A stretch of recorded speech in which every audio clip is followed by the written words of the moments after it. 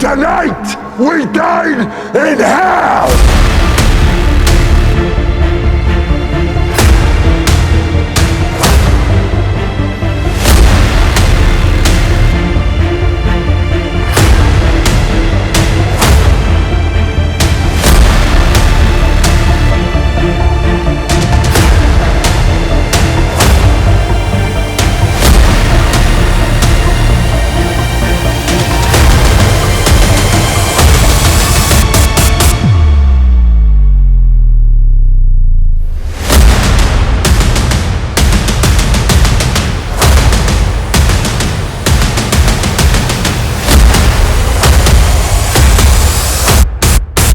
This is Sparta!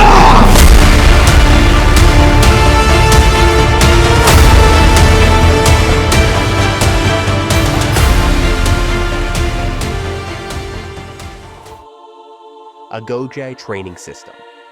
Sparta was not built on marble. It was not carved from poetry or philosophy or the soft hands of men who dreamed in temples. Sparta was built on pain, on structure, on fear, beaten into obedience, on blood, bound by oath, a city forged not for wealth, but for war. At the heart of its design stood a ritual so brutal, so systematic, that it reshaped the very bones of its children. It was called the agaga, a word that meant leading, but in Sparta it meant breaking. At age 7, a boy was torn from his mother's arms. No ceremony, no farewell. His childhood was not gently surrendered, it was seized. His new family became the state. His new home became the barracks. His new name? Warrior in training. From the moment he entered the agage, his softness was an enemy. Compassion was discouraged. Weakness was punished. Comfort did not exist. He would sleep on reeds he had to gather without being caught. He would beg or steal to eat, and if caught, he was not punished for stealing, but for failing to be cunning enough. The instructors, known as paidonomoi, did not teach reading or music. They taught endurance, pain tolerance, how to obey, how to speak in few words, how to kill. If he cried, he bled. If he hesitated, he was shamed. If he failed, he was cast out, not just from the program, but from the Spartan identity itself. To be cast out of Sparta was to become invisible, a ghost among men, and the boys were not alone. Watching them, shaping them, challenging them, were older youths already transformed by the same path. These mentors were called irons, and they taught not by lesson, but by dominance. They beat the boys not out of cruelty, but out of duty. In Sparta, to endure was to belong. To complain was to betray. They fought one another barehanded. They marched without shoes. They bathed in cold water. They were taught to despise comfort, because in Sparta, comfort was the first step toward defeat. When a boy turned 12, he was no longer allowed to wear a tunic. He went naked year-round, so that shame would be burned away. At 15, his final test began. He would be sent into the wilderness, alone, expected to survive without help. For days, sometimes weeks. If he returned alive, he returned changed. If he failed, Sparta would not speak his name again. This was the foundation.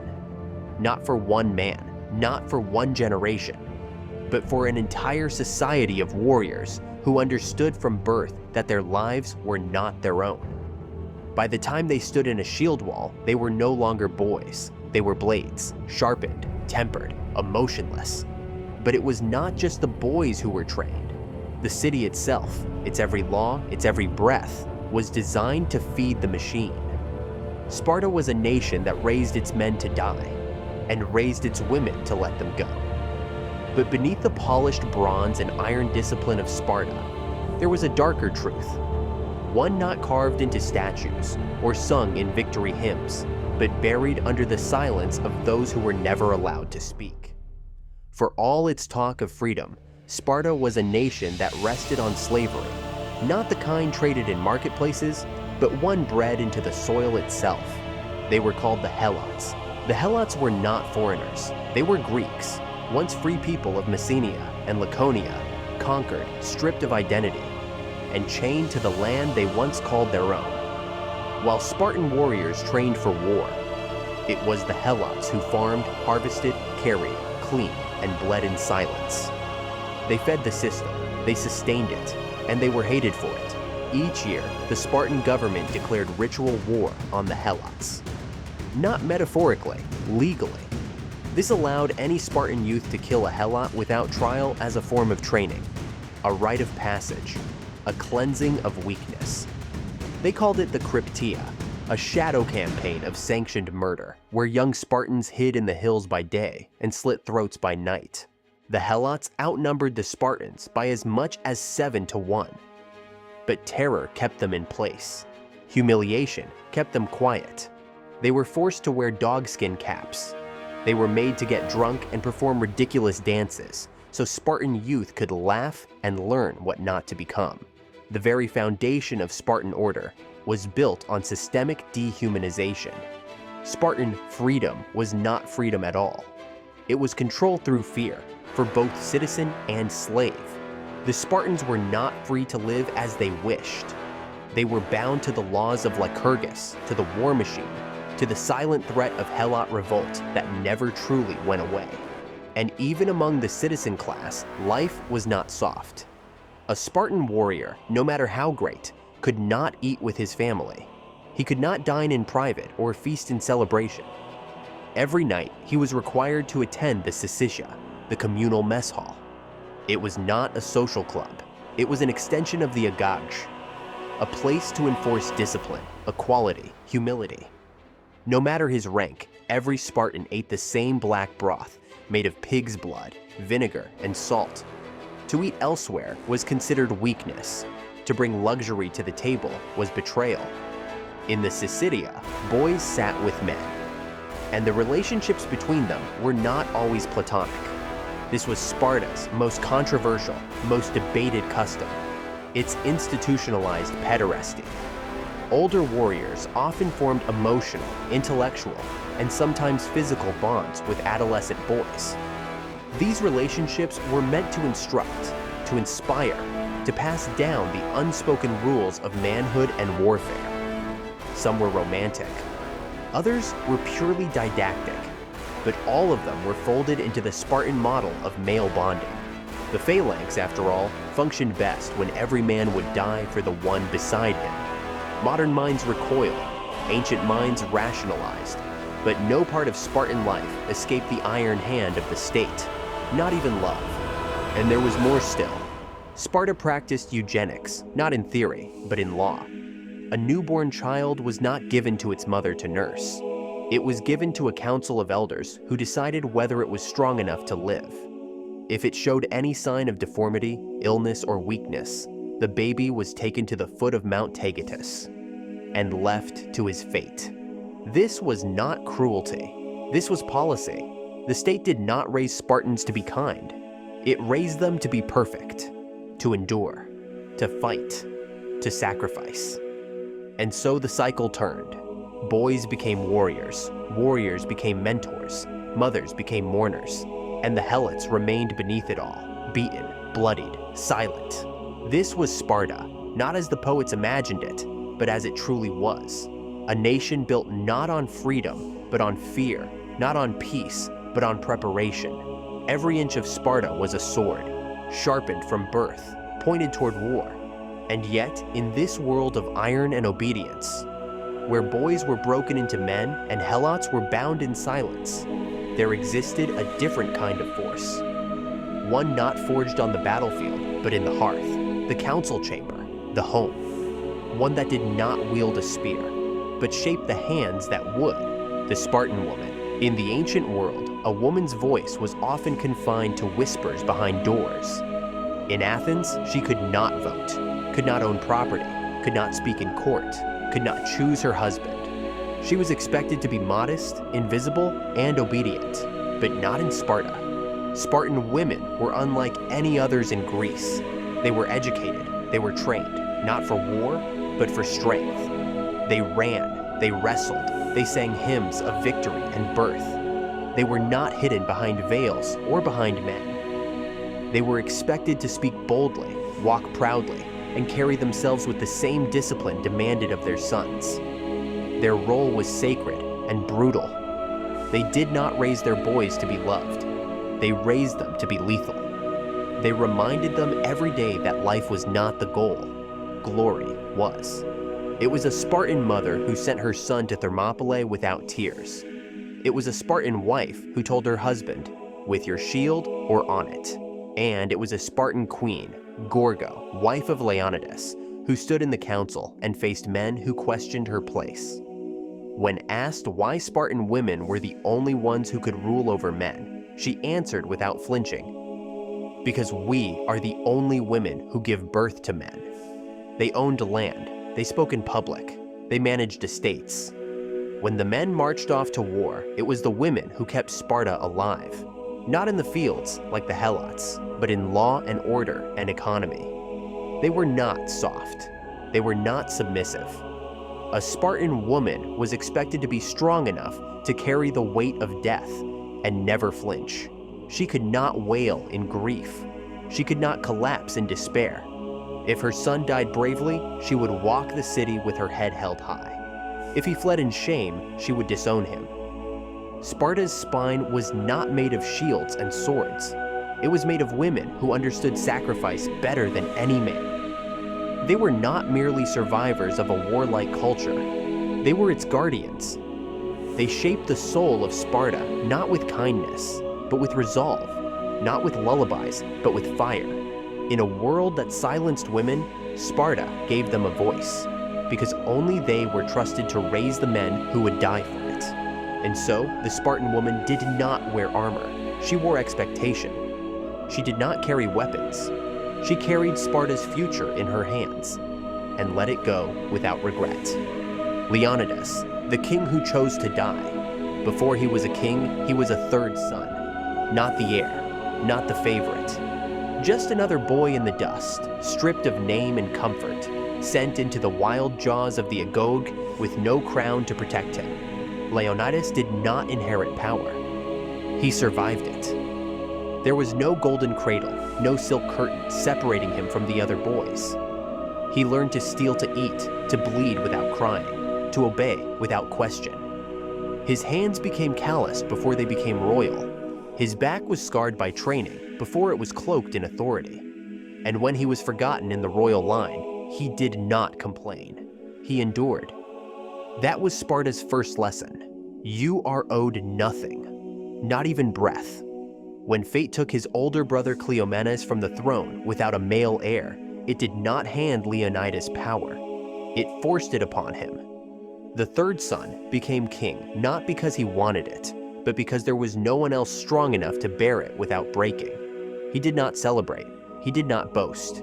He married Gorgo, his niece, not to secure power, but because she was the only woman sharp enough to stand at his side without flinching.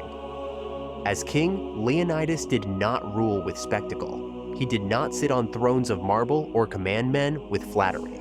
He was quiet, measured, watchful. He spoke less than most commanders, but when he did, the room froze. Because Leonidas didn't need to raise his voice.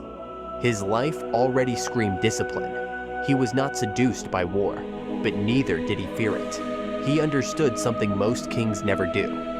That glory is a whisper, but sacrifice echoes forever. He trained like a soldier long after his crown was forged. He kept his blade sharp not for ceremony, but for necessity. He would eat the same bitter meals, sleep on the same cold ground, sweat through the same drills. His soldiers followed him because he had been where they stood, and never forgot what it cost to stand there. He saw what was coming. He read it in the wind, in the trembling of allied hands, in the whispers of Persia's advance. And when the emissaries came, draped in silk, bearing threats hidden behind smiles, Leonidas said nothing at first. Then he chose, not with words, with a name. 300 fathers, warriors, Spartans who had already given Sparta their lives. Leonidas would now ask for their deaths. He did not choose them to win. He chose them to endure, because deep in his blood, behind the silence, behind the steel, behind the tradition, Leonidas knew that sometimes the only way to save a future is to burn yourself into the past. He did not want to be a legend. He just refused to be a coward. Gorgo, the voice. Sparta never silenced. She was not a shadow behind the throne. She was its spine. Queen Gorgo did not wait behind veils or chambers. She walked in the halls of power, spoke in public debate, and when men interrupted her, she did not lower her voice. She sharpened it. Daughter of a king, wife to a king, mother to a warrior, but above all, a Spartan. Gorgo was raised in the same fire that forged the men. She trained, she read, she debated. While Athenian women were hidden from politics and forbidden from owning land, Gorgo advised kings and owned property. She was not allowed to be weak, and she never was. Her mind was precise, her tongue swift. In a world where women were expected to whisper, Gorgo became the only voice that no man dared talk over. She understood that Sparta's survival would never depend solely on bronze and shields, but on decisions, on strategy, on timing. When a foreign diplomat mocked Sparta's closed nature, she replied simply, "Because we are the only women who give birth to men." She was not ornamental, she was not symbolic, she was essential. When the time came for Leonidas to march to Thermopylae, she did not beg him to stay. She did not weep, she did not curse the gods. She stood before him, proud and still, and said, "Come back with your shield, or on it." But Gorgo would not vanish after his death. She would speak before Spartan men and defy their silence. She would confront betrayal, corruption, and cowardice. She would remind Sparta and the world that a woman's courage does not need armor to be lethal. She was not left behind, she was sent forward. When empires collide, the world on edge. While Sparta sharpened boys into weapons and mothers into stone, a storm was building in the east. Not a gust of ambition or a scattered campaign, but a rising tide. A wave of empire stretching from the mountains of Media to the banks of the Nile. A civilization of engineers, governors, and kings who did not merely conquer, they absorbed. At its heart stood a name that still echoes through history: Persia. It began with one man, Cyrus the Great, visionary, strategist, builder of nations.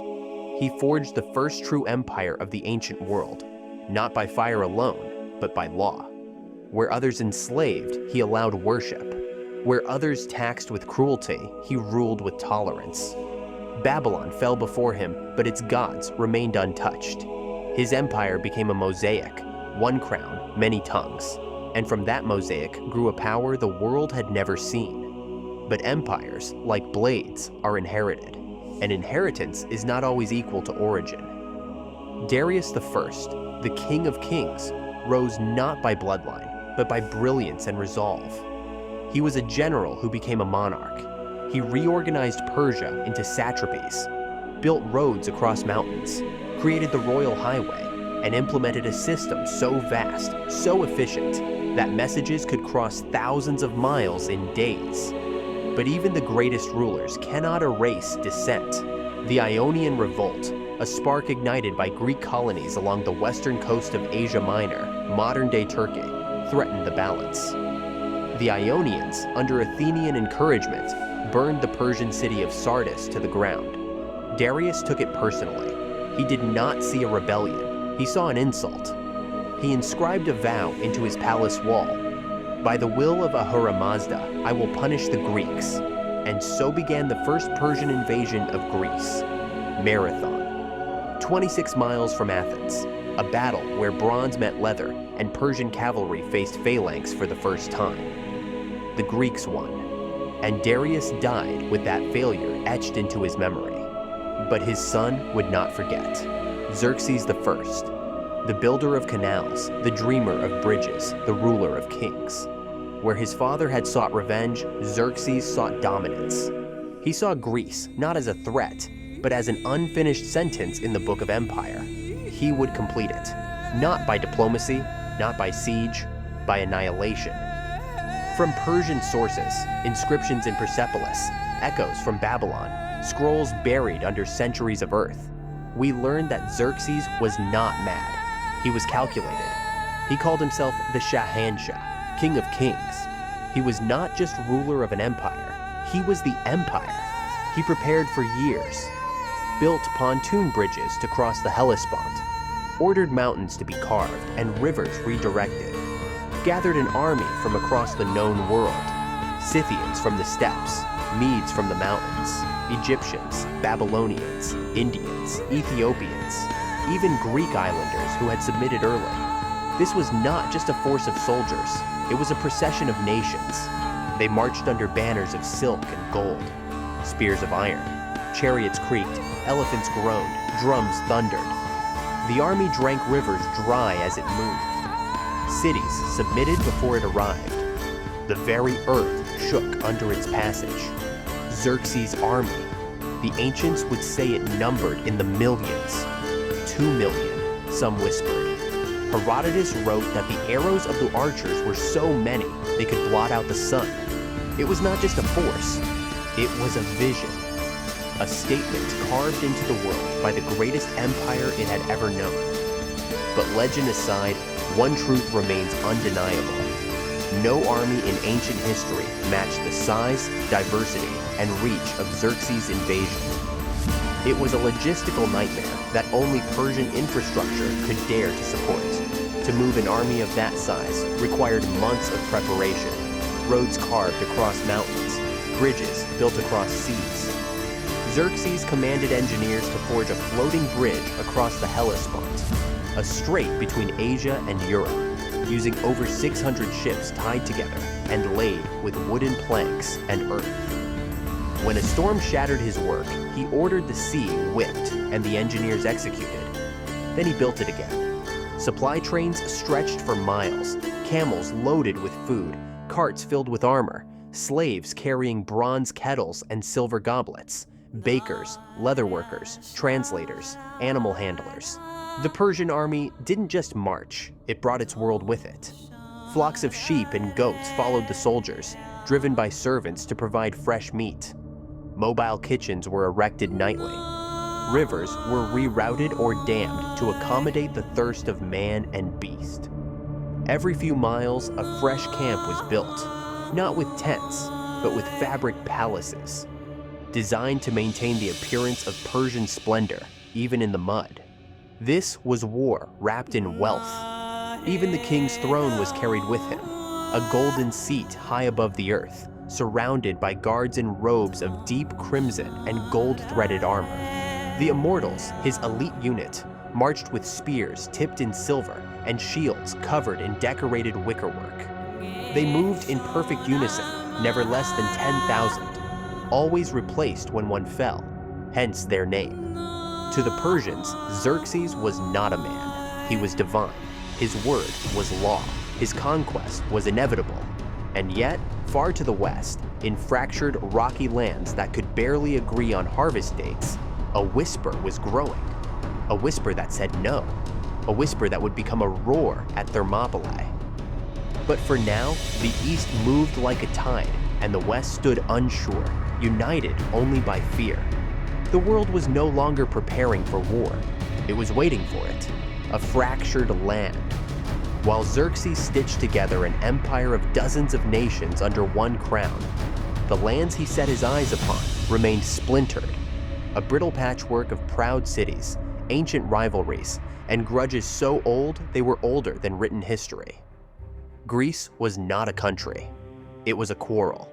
No king ruled it, no council bound it. It was a land of city-states, each with its own gods, its own laws, its own calendar, and most importantly, its own ego. The Athenians believed in brilliance, the Spartans in blood, the Thebans in caution, the Corinthians in trade, and all of them believed themselves the center of Greek life. When word arrived that Persia was coming, not with ambassadors, but with armies, the Greeks did not rise in unity. They argued. Athens had clashed with Persia before, during the Ionian Revolt, and had paid dearly. They knew what was coming. They pleaded for action, for alliance, for unity. But Sparta, aloof, isolated, confident in its walls of discipline, did not move quickly. Sparta had little interest in foreign wars. Its army was built for control, not conquest. Its kings ruled at home, not abroad. And the Persian threat at first seemed too far, too foreign, too distant to matter. Besides, Sparta had its own tensions to deal with. Helots beneath, rivals beside, and enemies beyond. Thebes, powerful in the north, distrusted Athens and detested Spartan arrogance. Corinth, rich from trade, feared the economic cost of a pan-Hellenic war. Thessaly, Argos, Crete, all waited, hesitant, unsure who would lead or who would betray. Some Greeks even sent earth and water, symbols of submission, to Xerxes, hoping to be spared the wrath that consumed others. Others hesitated because of omens, waiting for sacred festivals to end before raising arms. Time wasted, opportunities lost. And while Greek oracles debated portents, Persia crossed the Hellespont. Only then, when the dust of empire darkened the Aegean sky, did the cities begin to shift. Athens raised ships, its navy ready but undermanned. Corinth sent diplomats, and Sparta, ancient, severe, unbending, was pushed to act. Not because it sought glory, not because it trusted its allies, but because Leonidas knew the truth. No wall could hold forever, no shield could stand alone. Sparta agreed to lead, but reluctantly. Its kings had no taste for negotiation. Its elders viewed the world in absolutes, but the choice had been made for them. Persia was coming. The gods had spoken. The war had begun. A council was called. At Corinth, the first and last attempt at a united Greek command was made. Cities that had once warred now sat in silence, facing the same shadow. Sparta was chosen to lead on land, Athens at sea, but no city offered full trust. It was not unity that bound them together. It was desperation, and even that was fragile. The Thebans hesitated. The Thessalians blinked. The Argives withdrew. Greece would not rise as one, but fragments of it would rise just long enough to resist. Sparta accepted leadership not with celebration, but with grim acceptance. Leonidas did not call for a grand army. He called for a message, one that would be written in flesh, in grit, in stone. 300 would go. Alongside them, other allies, volunteers, Thespians, Thebans. Free men with no illusions, only conviction. They would not win. They were never meant to. But in that narrow pass between sea and mountain, they would speak for all of Greece, and the world would listen. The strategy of the pass. As Persian war drums thundered across the land, and the coastlines of Thrace and Macedonia fell like dominoes to the east, the newly forged alliance of Greeks, fragile, uncertain, and incomplete, gathered under the cracked roof of Corinth's council hall. The air was thick with mistrust. City-state envoys sat shoulder to shoulder with men they had warred with for generations. There was no ceremony, no unity, hymns, just hardened faces and the weight of fear pressed between them. Here, for the first time in centuries, Athens and Sparta faced each other not across a battlefield, but across a table. The minutes of those debates are lost to time, but pieces survive. In letters, fragments, paraphrases scribbled by later historians. In one such passage, an Athenian naval commander reportedly warned, "If we do not hang together, we shall hang apart, each to the mast of his own sunken city." From Sparta, there were no speeches. There was Leonidas, and there was strategy. The council debated at length where to make a stand. Some proposed holding the Isthmus of Corinth, farther south, closer to the Peloponnese, where walls could be raised and ground defended. Others argued for defending Boeotia or even Attica itself, letting northern Greece fall as a necessary sacrifice. But Leonidas, silent through most of the proceedings, eventually spoke. He pointed to a narrow pass between the cliffs and the sea, a place where numbers would count for nothing, where Persian cavalry would be useless, where the land itself could become a weapon. Thermopylae. It was not chosen for poetry, it was chosen for mathematics. Barely wide enough for 2 chariots, trapped between steep cliffs and the Malian Gulf, It was the one place where even a force of 2 million could be made to fight a few at a time. It was a natural funnel, a pressure point in the body of Greece, but it was not invincible. There was a hidden path through the hills, a flanking route known to shepherds and bandits. Any defense of Thermopylae would only hold if that trail was guarded. Some argued that this risk made the pass indefensible. Others feared they would be trapped and slaughtered. Leonidas did not argue. He simply said, "If we do not hold the pass, there will be nothing left to defend." And so the council voted. Thermopylae would be the line. Athens would handle the seas, racing to block the Persian navy at Artemisium, while Sparta would take the North Gate, with only a fraction of its army. Religious festivals prevented full mobilization. The Carnea, sacred to Apollo, bound Sparta in ritual. The Olympic Games, held at the same time, bound others in tradition. But even with gods waiting for offerings, Persia did not wait. Time was running out. Leonidas volunteered to go, not with an army, but with a statement. 300 Spartans, each a father, each a man chosen for having living sons, so that no bloodline would die with him. Others would join them, from Thespiae, from Thebes, from across the Greek landscape. Small bands of men whose cities had not yet fallen into silence or submission. Volunteers, warriors, witnesses. They were not marching to victory. They were marching to make every Greek city see what resistance looked like. To stand in that pass like a fire in the night, so bright, so fierce, that no one could look away, so that when they fell, others would rise. Thermopylae was not meant to be the final stand. It was meant to be the first shout. The question was no longer whether Persia would invade. The question now was who would stand. The road to Thermopylae. The council had spoken. The path was chosen.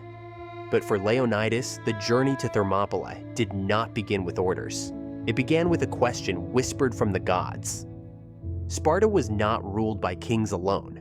It was ruled by laws, by tradition, by omens. And when a decision of life or death loomed over the city, its people did not look to generals or politicians. They looked to Delphi. The oracle, mouthpiece of Apollo, was not a voice of strategy. She was a voice of fate.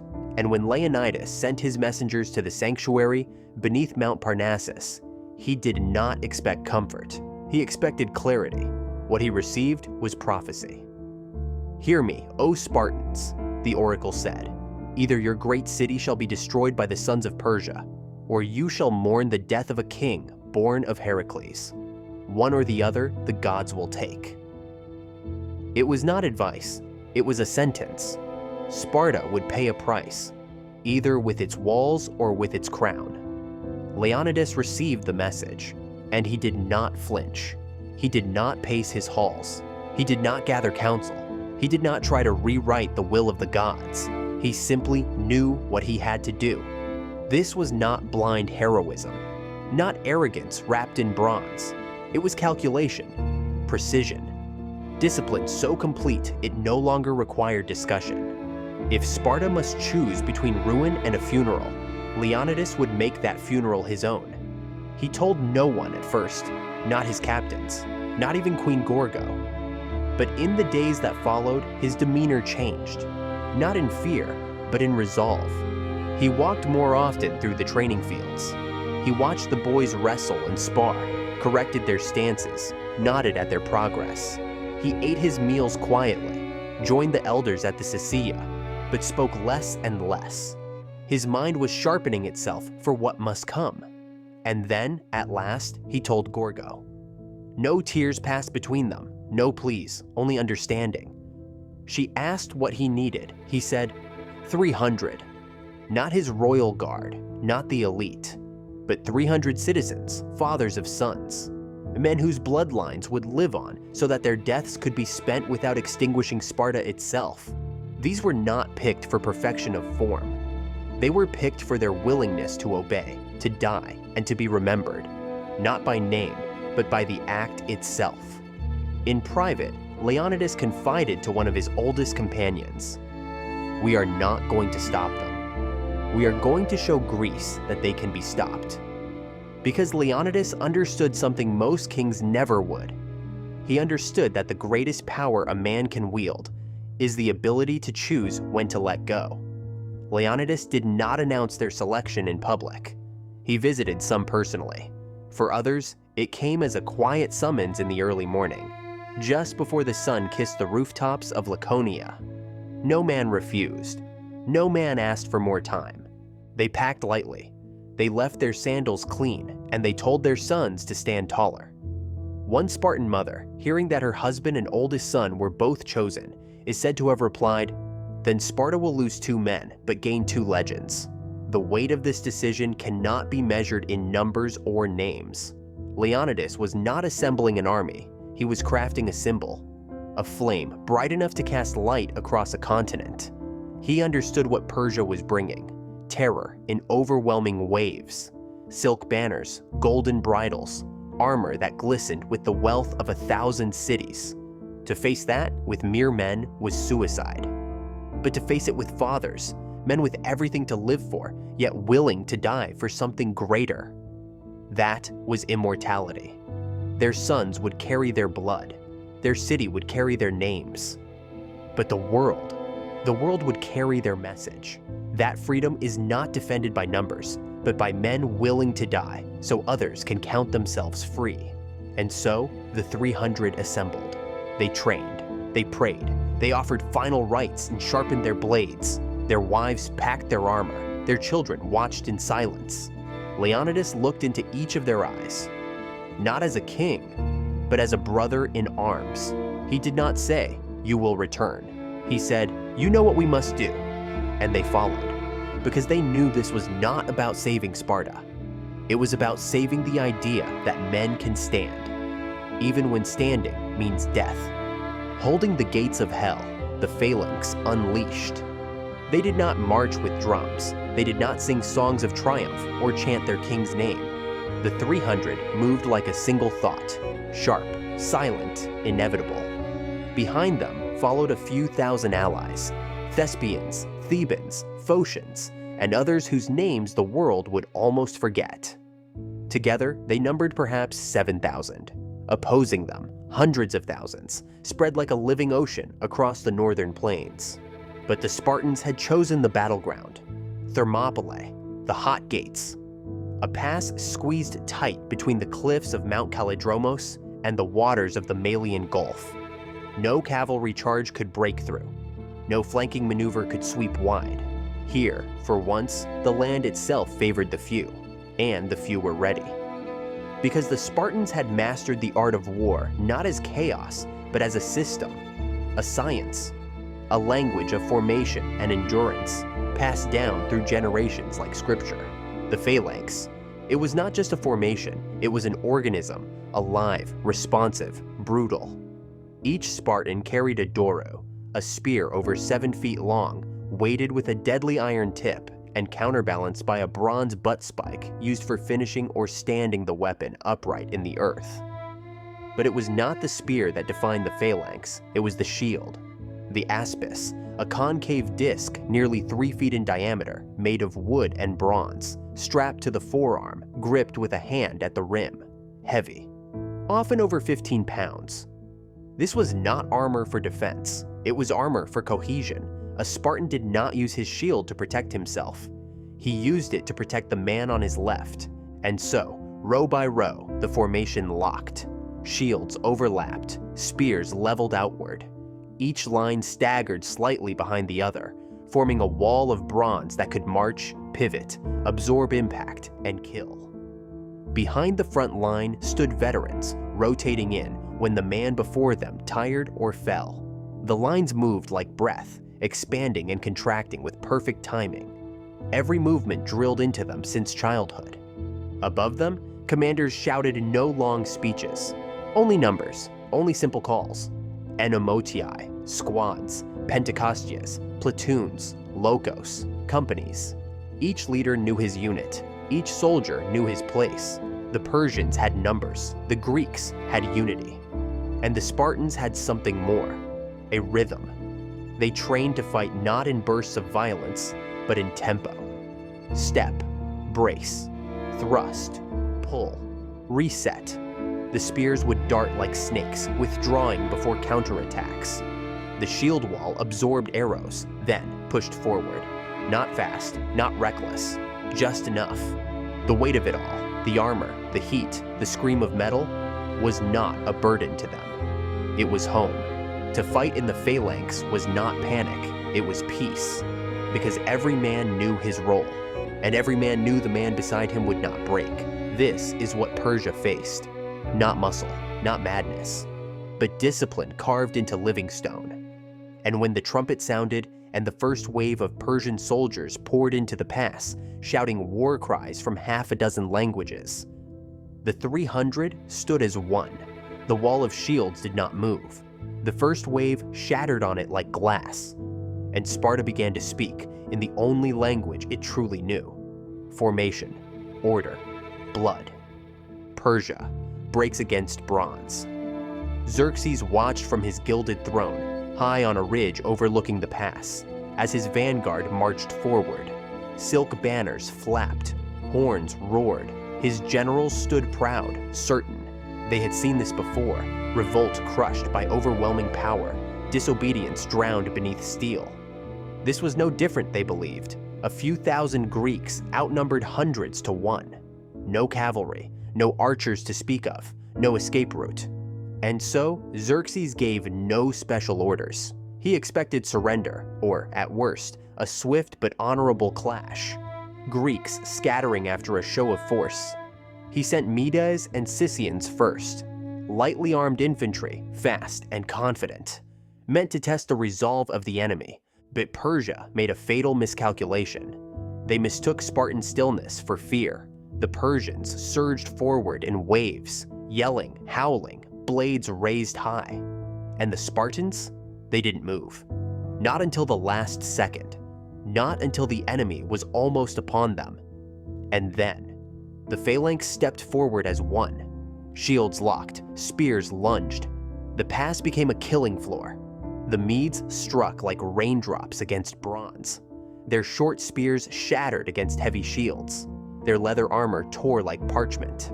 Men died not by the dozens, but by the hundreds, skewered, trampled, crushed. Persian commanders, stunned, assumed it was a mistake. They sent more, then more, then more, wave after wave, and every time the same result. The Spartans held. They fought shoulder to shoulder, rotating men from front to back in smooth transitions. When a shield cracked, another slid into its place. When a soldier fell, the next stepped forward without hesitation. They did not scream. They did not break formation. They advanced by inches, and each inch was paid for in Persian blood. Xerxes, furious, deployed the Immortals next, his elite force. 10,000 warriors clad in fine armor, wielding spears of polished wood and deadly precision. He believed this would end the Greeks, his best against their stubborn few. But the Immortals were trained for open battle, for maneuvering, for flanking and overwhelming. They had never faced a wall of men who refused to back away, even as their arms tired, even as the ground beneath them ran slick with blood. The Spartans gave no ground. And when they appeared to retreat, it was an illusion. A feigned fallback, drawing the Persians forward into the choke, trapping them even tighter before slamming forward again with crushing weight. The trick worked again and again. A maneuver passed down in Sparta's bloodlines, not taught in manuals, but etched in the rhythm of their war. Even the terrain turned against the Persians. The pass was too narrow to deploy large formations. Cavalry became useless. Archers fired blindly into the shield wall, their arrows bouncing off or striking their own men in the confusion. And beneath the cliffs, Persian bodies began to pile, so many that their own fallen became obstacles. Men tripped over the dead. Horses panicked. Generals screamed to push forward, but there was no room to advance, no room to breathe, no room to live. And the Spartans? They fought like men possessed, but not recklessly. They moved in sequence. They whispered corrections to the man beside them. They made small jokes between breaths. They fought not as if they were dying, but as if they had already made peace with death. It was not war, it was ritual. Persian morale began to crack. Soldiers hesitated. Officers lied to their superiors, swearing the Greeks were more than they were, that there were secret armies in the cliffs, that Sparta had gods fighting for them. But the truth was simpler. The Spartans were the weapon, and Thermopylae was the trap. Xerxes, watching from above, clenched his fists. Day after day, he threw thousands into that narrow hell, and day after day, he received only death in return. This was not supposed to happen, and still, the 300 stood. The final push, the betrayal in the dark. By the end of the second day, Xerxes was no longer calm. His immortals had failed, his waves had broken. His commanders offered excuses, his generals demanded rest, and his soldiers, many now covered in bandages and scars, spoke of the Spartans in hushed tones, as if they were not men, but spirits sent to punish arrogance. But Xerxes still had one ally left. Not a soldier, not a warhorse, not a god. A man named Ephialtes. No banners carried his name. No songs would ever praise his actions. And yet, this single man, twisted by bitterness, fueled by envy, would shape the end of Thermopylae more than 1,000 Persian swords. Ephialtes was a native of Malice, a Greek, deformed from birth, his body crooked, his shoulder hunched, his arm twisted. He could not join the phalanx. He could not carry a shield. In Sparta, he would have been cast aside. In Malice, he was pitied. He wanted more. He wanted purpose. He wanted recognition. And when he approached the Persian camp under the cloak of night, he offered them something far more valuable than loyalty. A path. A goat trail, narrow, steep, winding through the cliffs above Thermopylae. The Anopaia path. A forgotten track once used by shepherds and hunters. Unwatched, lightly guarded, overlooked by those who believed no army would dare climb it. But Persia had more than armies. It had numbers, and it had Ephialtes. The traitor stood before Xerxes and told him, in broken words and trembling hands, how to send a force behind the Greek line, how to bypass the shield wall, how to trap the Spartans between two fronts.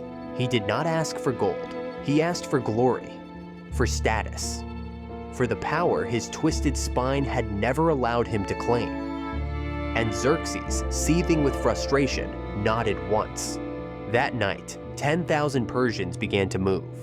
Quietly, methodically, step by step, through the trees and darkness. Guided by torches, protected by the treetops. Each man carrying blades dulled to prevent clanging. Each one ordered to march in total silence. Below, the Greeks slept lightly. The air had changed. The birds had stopped singing. The wind felt thicker. Even in dreams, the warriors felt the weight of something approaching. A shift in the earth beneath them. On the slope above the pass, Phocian scouts had been stationed, tasked with guarding the path. But they were few, untrained for battle on that scale. And when the Persians emerged from the brush like shadows, the Phocians scattered, retreating to warn the others. But it was too late. Dawn broke with the sun not in front of the Spartans, but behind them. And with it came the realization they had been flanked.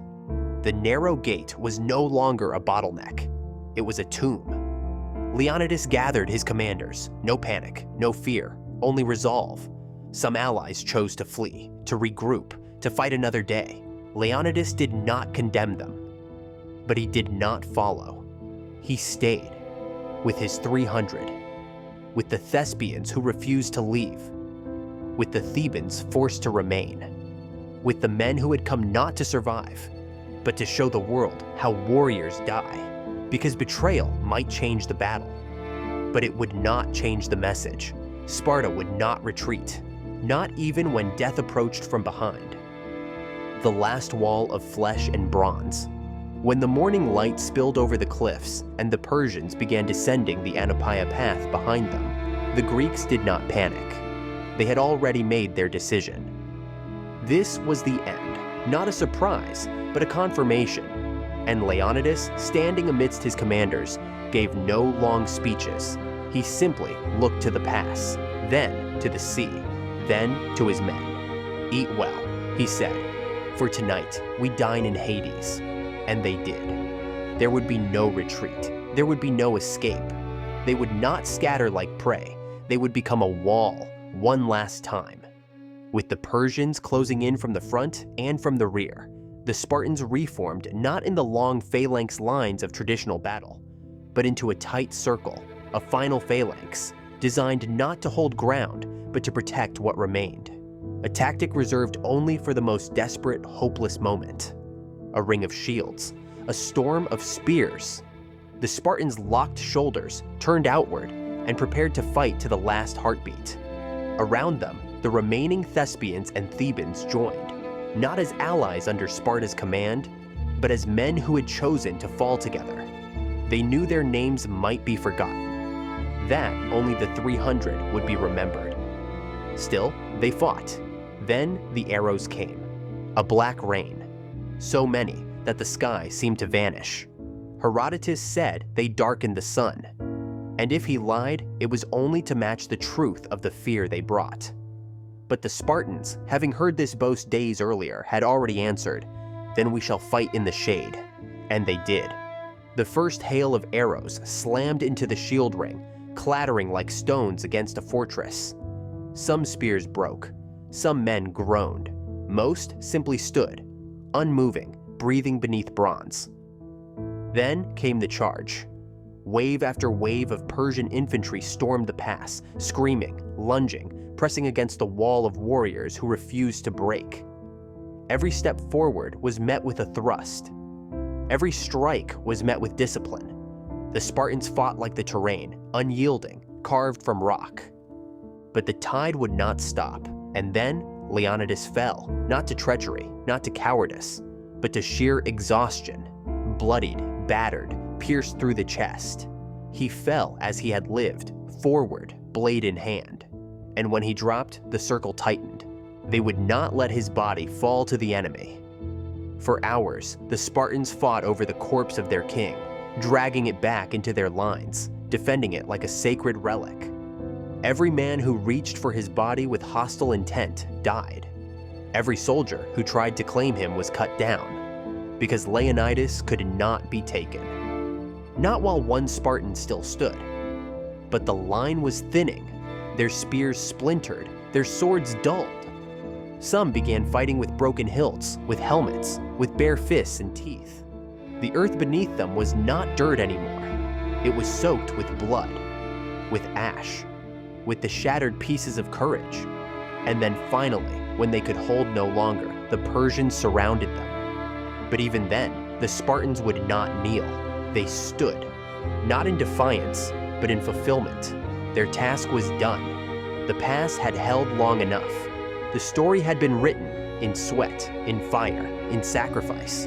And when the final arrow fell, when the sword ceased to swing, and silence took the field, they were still standing in memory. Thermopylae was not a battle, it was a message, and it had been delivered. Legacy and loss after the fire. The bodies lay still, burned, broken, piled where they had stood. Thermopylae was quiet now. No more battle cries, no clash of iron, no defiant shield wall. The Persians had won the pass. They had killed the king. They had buried the 300 beneath a mountain of their own dead. But it was not victory. Because while the Persians claimed the ground, the Greeks claimed the meaning. The sacrifice at Thermopylae sent a message louder than any trumpet blast. Across the Greek world, from the stone walls of Corinth to the olive groves of Attica, word spread like wildfire. A king had given his life, and 300 had stood against an empire. They had not begged, they had not fled. They had faced the greatest army in the world and made it bleed. What Leonidas and his men bought with their lives was not a military win. They bought time. Time for Athens to evacuate its people. Women and children rushed across the sea to the safety of Salamis. Time for Themistocles, the Athenian general, to rally the Greek navy. Time for the city-states to stop bickering, to stop waiting, to finally understand. The Persians were coming for all of them. There would be no diplomacy, no mercy, no compromise. Thermopylae was not the end. It was the spark, and with that fire came fury. Just weeks later, Xerxes stood before the burning ruins of Athens, its temples desecrated, its people scattered. He believed it was finished, that Greece had fallen. But across the Straits of Salamis, Greek ships gathered in silence. Themistocles, cunning and relentless, had lured Xerxes into a trap of his own making. The Persian navy, huge, majestic, unwieldy, was forced into narrow waters where its size became a weakness. The Greeks, outnumbered but agile, struck with surgical precision. Triremes rammed hulls, archers fired from point blank, and Persian galleys began to sink, one after another. The Battle of Salamis was the first true turning point, the first crack in the empire's armor, and it would not be the last. Months later, the Greek alliance, emboldened by victory, faced the Persians once more, this time on land. At Plataea, on open fields rather than narrow gates, Spartans and Athenians fought side by side, smashing what remained of the Persian ground forces. No longer outnumbered, no longer afraid. And there, Sparta did not send 300, it sent thousands. And Persia retreated, not just from battle, but from the Greek mainland entirely. The war continued in fragments, in raids, in politics. But the Great Invasion, the campaign of Xerxes, the dream of turning all Greece into another satrapy of the East, died at the gates of Thermopylae and was buried in the seas of Salamis. Because of a delay, because of a king, because of a stand. Leonidas had known it. He had told no lies to his men. He had not promised victory. Only that if they gave everything, Greece would have a chance to fight for itself. And it did. Thermopylae did not stop Persia. It forced Greece to believe it was worth saving. And that belief, paid for in blood, became the very foundation of resistance. The Persians left bones at the hot gates, but the Greeks left a memory, and memories are harder to erase than empires. Echoes through time, they still stand. After the Persians withdrew and the dust of war settled over a fractured land, the world that emerged was not the same. Athens, once a city of stone and uncertainty, rose like a flame. Its thinkers, its orators, its builders, all born in the shadow of fire. The courage at Thermopylae, the cunning at Salamis, the unity at Plataea, these were not just victories.